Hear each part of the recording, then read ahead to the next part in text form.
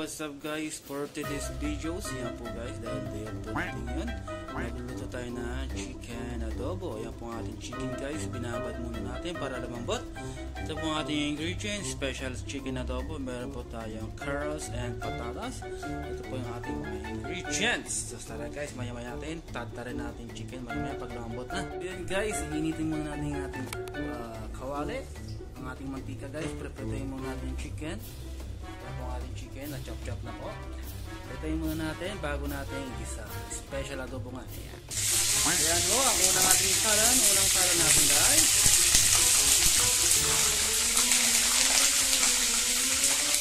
Lumalaban ang mantika.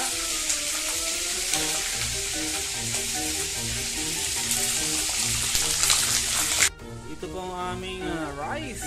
Dalawang kaldero. Unlimited rice.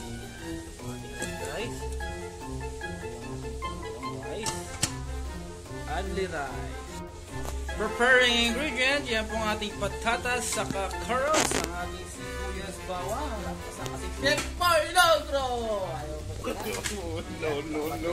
Ito po ang ating unang batch na piniritong chicken guys bago natin i-adobo. Ito po ang ating pangalawa. So update ko po kayo mamaya-maya. So yun guys, naluto po, naprito na po ang ating pangalawang prito. Igigisa naman natin ngayon. Ito po ang ating special adobo. Pinirito muna bago igisa para adobo special nga po. Para tanggal ang lansa or hindi masyadong malansa. Yan. Yan. Lagyan natin ng toyo. Yan po.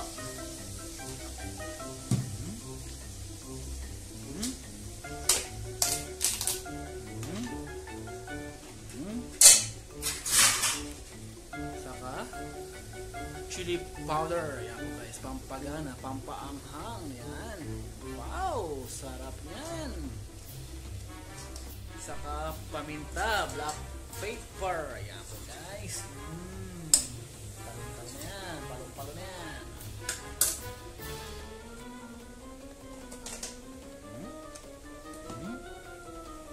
Yan po ang ating adobo special. Yan po na rin natin ang ating curls, potato. Yan po guys. Adobo specials. Yummy, yummy, yum. Halu-haluin lang natin para maging balance po ang pagkakaluto. Wow, look yummy. Tingin pa lang, palong-palo na. Takpan lang natin guys para lutong-luto po ang ating chicken. Takpan lang natin muna. Then lalagyan natin ng konting suka. Yan guys, wow. Adobo na po. Yan ho ang ating special adobo guys. Tikman natin kung okay na yung palasa.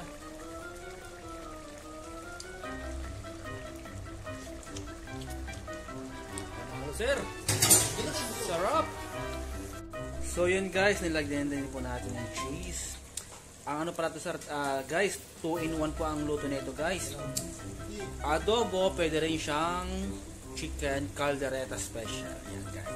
Meron pa siyang cheese. Wow, sarap. Yan ho guys, almost well done na siya.